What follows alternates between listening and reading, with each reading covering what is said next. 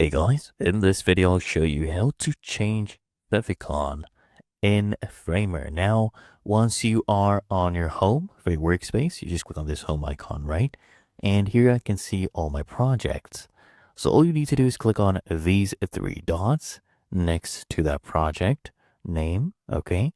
So click on that and then click on open settings. This will open up the settings for that specific project. So let's wait for this to load up. Now, as you can see, we are on site settings, come in the left-hand panel, okay?